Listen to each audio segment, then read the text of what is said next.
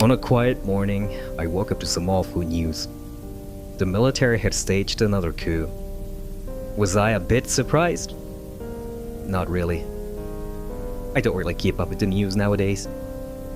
But there had been a massive protest the other day, if I remember correctly.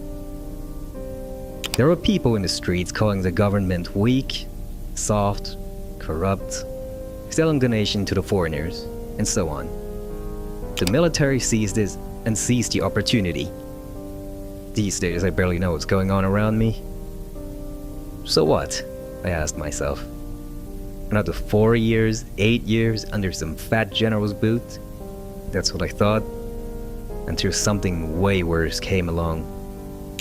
The so-called Socialist Party of Thailand. Thought long dead, they somehow reformed. Unofficially, of course. But then they fired up the media, spreading propaganda like wildfire. And it worked, thanks to the coup. And their sweet talks of equality and justice. A lot of young people bought into it. To them it sounded moral, humanist. And I thought that 2020 propaganda from the left was bad. Even I played along back then. I didn't know any better. But this time it hit harder, especially out in the poor countryside, up north and northeast.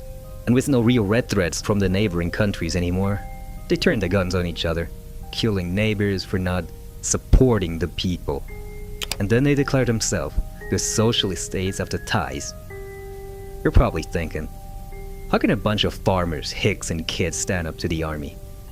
Simple. They got foreign supporters. You don't have to guess where the weapons and supplies came from. It's obvious. The red wave swept through the north and northeast like fire in dry grass. But as always with the left, they started biting each other like dogs. Khon Kaen, Chiang Mai, each one claiming to be the capital of the revolution. And the military? While they were busy sieging the capital or fighting against the Reds, the Southern Duck strikes. They launched a full-scale offensive. They took over half of the South, crushing and subjugating everyone. The army had to split its forces, and then that's when everything fell apart. That was their downfall. Most of their units got either overwhelmed, wiped out, or defected to the Reds. Panic hits the central government, and you know what they did? They threw the royal family under the bus, declared an emergency absolute monarchy. Then came the broadcast. To all citizens of the Kingdom of Thailand, these are difficult times.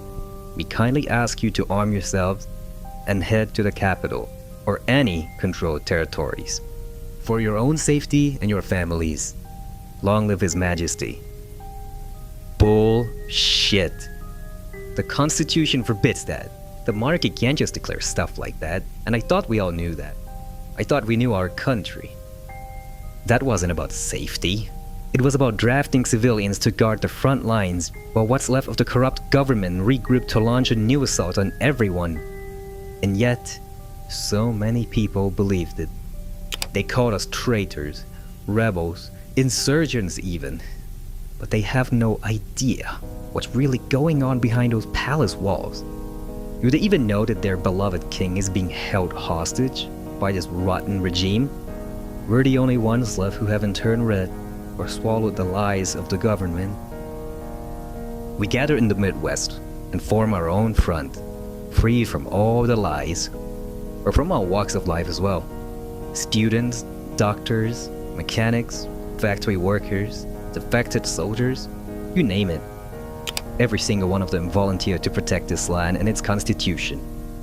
We may not be many, but numbers don't win wars. Will does. We're taking this country back. Its democracy, its people, its land, its pride. We'll storm the palace and get the monarchs back. Me personally, I don't love him or hate him, but that institution once united this nation. I think it's time we square the debt. Hell, maybe we'll even get to decide what to do with them after all this. And the South? We're taking that back too. Our brothers are still trapped down there. We're not leaving them behind. And we'll crush the Red Menace like our fathers did decades ago. Only this time, It'll end for good. Raise the cobra flag, brothers.